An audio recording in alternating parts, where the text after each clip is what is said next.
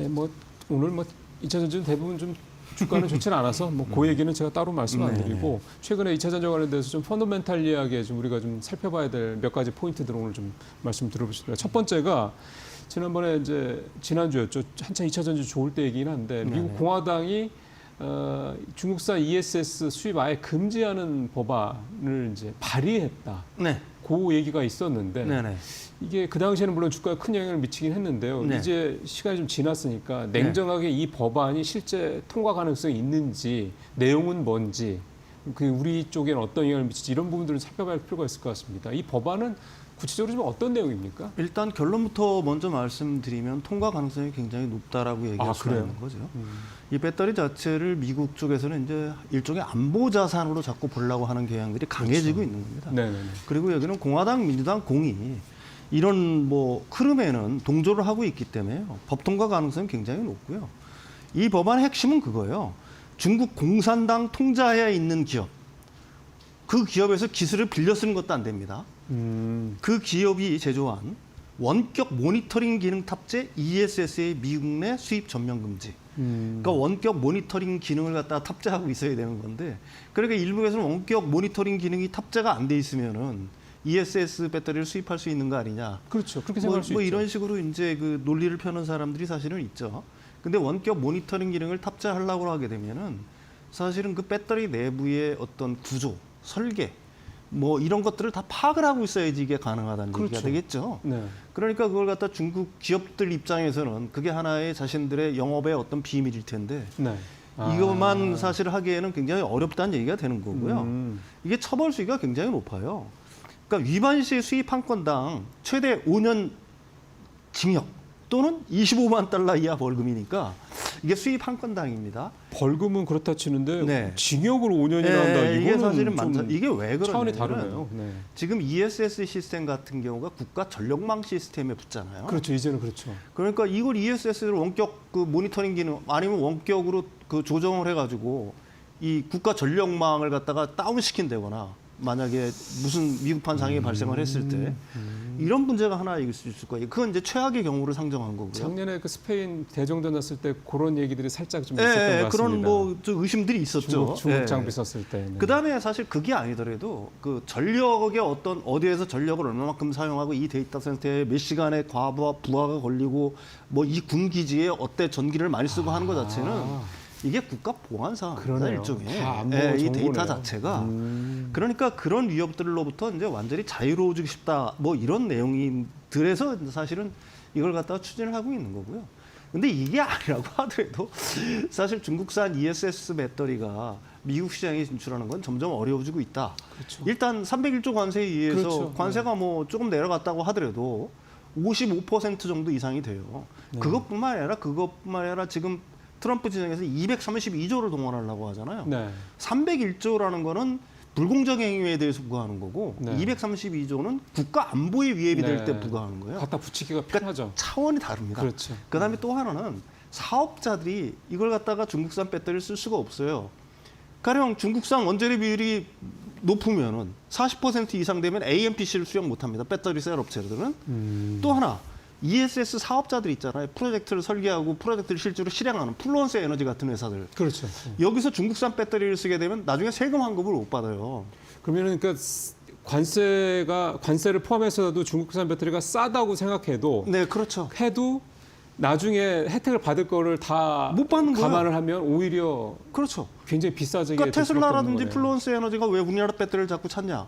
나중에 이게 45% 세금 환급을 받는 거예요. 사업자들은. 엄청난 엄청 겁니다. 센 이게 거죠. 1조를 투자했다 그러면 4,500억을 받는 거거든요. 5천억 받는다는 얘기니까. 근데 이게 공중으로 날아가 버리는 거예요. 그러니까 중국산 배터리를 쓸 수 없는 거예요.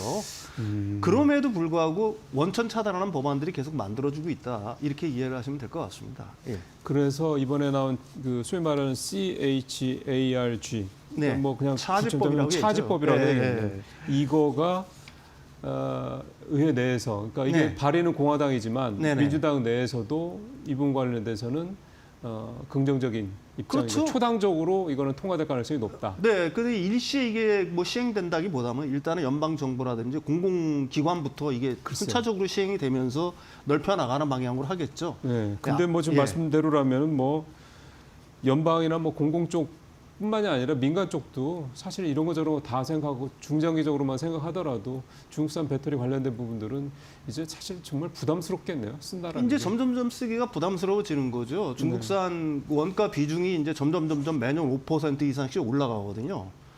그러니까 그 중국산 그 비중을 갖다가 지금 올해는 40% 이상이지만 내년에 35% 이게 계속 줄어드는 계속 이게 줄어드는 거예요. 그러니까 사실 중국산 배터리를 갖다가 쓴다는 것 자체가 미국 사업자들 입장에서는 굉장히 부담스럽다. 이게 마치 딱 그런 느낌이 드네요. 네. 지금 이란이 호르무즈 해협에 통과하면 다 불살라버리겠다라고 뭐 이렇게 얘기를 하는데 네. 지금 미군이 이제 이란의 그 해군역들을 거의 다 파괴했다 뭐 이런 얘기가 나오잖아요. 네네네. 근데 또 사실 모르는 거니까 네. 선주들 입장에서는 그렇죠. 불안하죠. 불안하니까 예, 사실 예. 배를 못 띄울 수도 있는 거잖아요. 그러니까 예. 그런 효과. 그러니까 이렇게 미국이 계속해서 연 5%포인트라고 하더라도 네. 어차피 계속 줄어든다라고 생각을 하게 되면 그러니까 덜 써야 된다라고 생각을 한다 그러면 기업들 입장에서 봤을 때는 어차피 계속 줄어드는데 계속 압박이 되는데 에이 그냥 쓰지 말아야 돼 이렇게 생각을 할 수밖에는 없을 것 같다. 네, 그렇습니다. 심리적으로. 예. 결국 이제 중요한 거는 이제 이 법안이 좀 전에 말씀하신 대로 통과될 가능성이 높다. 또 이 법안 외에도 지금의 그 미국의 정책들이 계속해서 중국산 배터리를 쓰기 힘들게 만드는 구조로 가고 있다라는 전제에서 결국 이제 우리 기업들은 반사이익을 누릴 수 있을 거다라는 기대감인 거잖아요. 네, 그게 최근에 그렇습니다. 2차 전지주들을 끌어올렸던 이유기도 한 거고. 네네네. 실질적으로 어느 정도 또 어떤 기업이 이거에 따른 수혜를 좀 많이 받을 수 있을까? 캐파가 많은 기업이 유리하죠. 캐파가 많은. 그러니까 올해 LG에너지솔루션이 올해까지 글로벌리하게는 한 60기가와트아워 정도 되는데 네. 미국에만 50기가와트아워 캐파를 만들어요. 올해로. 네, 올해. 50기가. 50기가와트. 대단합니다. 그 중에 올해 판매되는 게 40기가와트아워예요. 이 올해 연말까지 50기가와트 캐파를 만드는데. 만들어 놓고. 네, 근데 그게 생산하는 대로 다 쇼티지예요. 삼성 SDI 같은 경우도 올해 목표가 30기가와트아워 정도 되는 겁니다. 네.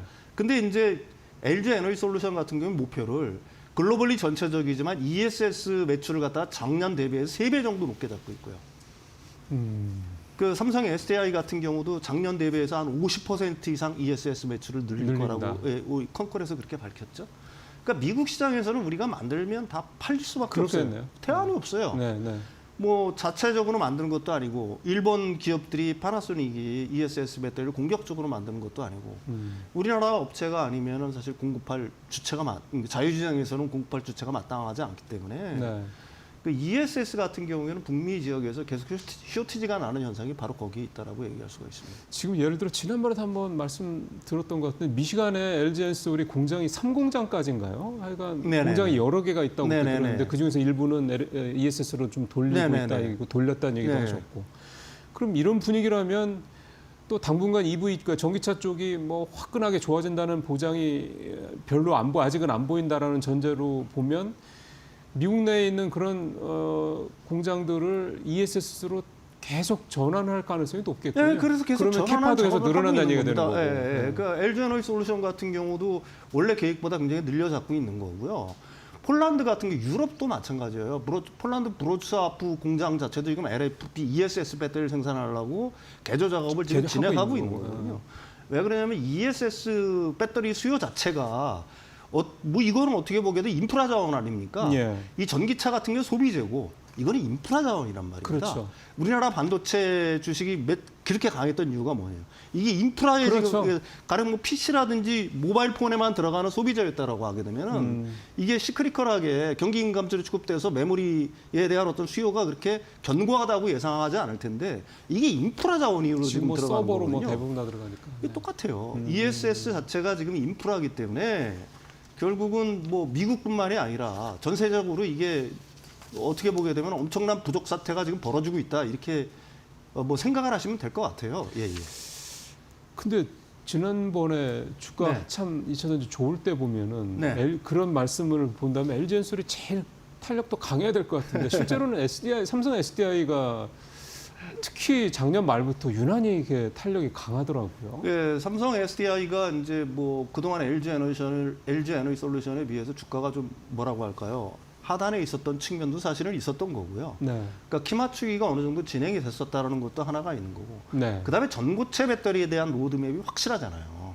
아. 27년부터 생산을 바로 지금 상업 생산을 하겠다는 거고요. 그 전고체 쪽의 내러티브가 네, 이게 주가 네, 그다음에 하긴 그렇죠. 네. 네. 그다음에 삼성 SD 디스플레이 지분을 팔아서 어떻게 보게 되면 굉장히 큰 그동안 장부 속에만 가려져 있던 돈이잖아요. 이게. 네, 네, 그렇죠. 물론 배당은 이제 꾸준하게 받았겠지만, 네. 이게 사실 그 디스플레이 지분만큼 사실 삼성 SDI 그 어떤 가치에 이게 100% 반영이 됐던 건 아니지 않습니까? 네.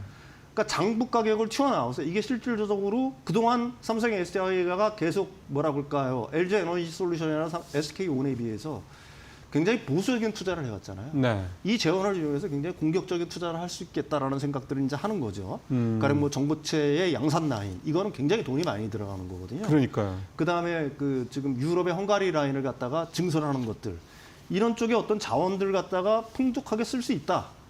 그 외부 자금의 어떤 융통 없이 이런 예. 것들이 이제 주가의 어떤 상승폭을 키웠다. 이렇게 얘기할 수가 있겠죠. 예. 그 작년 같은 경우 삼성 SDI와 관련해서 하나 되게 큰 이슈였던 게 유상증자 건이란 말이에요. 네, 사이즈가 그렇습니다. 워낙 컸던 네, 거고 네, 유상증자를 왜 하는지에 대한 이유는 충분히 공감은 가는데 네네네. 그 당시 분위기만 해도 아니 장사도 안 되는데 저렇게 유상증자 해가지고 운영자금 쓰고 또 뭐 추가 투자하겠다고 그러는 게 이게 적절한 판단이냐 등등등 하여간 그런 얘기들이 그때 한참 돌았던 것 같습니다. 네네네, 근데 그렇습니다. 사실은 유상증자도 잘 마무리가 됐고 네네네. 그 이후에도 주가가 상당히 좀 많이 올랐고 네네. 그러다 보니까 결국 이제 지금 SK 온도 그렇고요. 네. 약간 이쪽에서 이 자금 마련 관련된 부분에 있어서 네. 아까 SDI 그러니까 디스플레이 쪽 지분 네네네. 내각 뭐 이런 것도 있긴 한데 저는 그거는 LG 화학도 마찬가지인 것 같고 유상증자가 아닌 방법으로 뭐 이렇게 할 수 있는 회사들과 유상증자 외에는 외부 자금을 조달해서 뭔가를 하기가 힘든 회사 이게 좀 뭔가 약간 양극화가 생길 수 있지 않을까 하는 생각도 좀 드네요. 예, 그렇습니다. 유상증자를 갖다가 굳이 해야 될 정도라고 한다면은 사실 작년에 삼성 SDI 같은 경우는 1조 6천억인가 하면서 시장에서 엄청난 욕을 먹지 않았습니까? 그러니까요. 그리고 주가가 한동안 또 내림세였었어요, 맞아요. 사실은. 네. 근데 이제 그렇지 않은 회사의 어떤 그 뭐라고 할까요? 시장의 어떤 그 가치 판단 이건 분명히 차이가 있을 수밖에 없겠죠. 네. 예. 자 그런 차원에서 네. 하나 더 살펴볼 회사가 포스코홀딩스가 아닌가 생각됩니다. 사실 우리는 그냥 포스코 오면 포항제철, 네. 철강회사.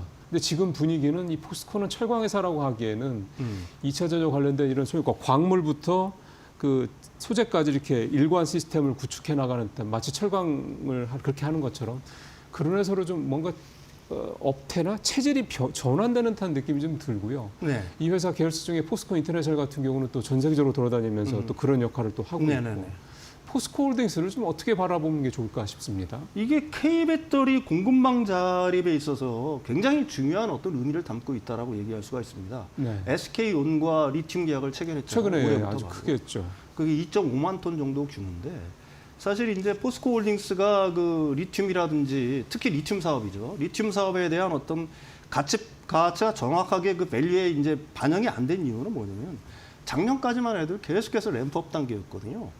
근데 이제 올해부터는 얘기가 달라지는 거예요. 올 3월까지 기준으로 놓고 본다라고 하면 아르헨티나 염호 가동률이 한 60%까지 올라옵니다. 네.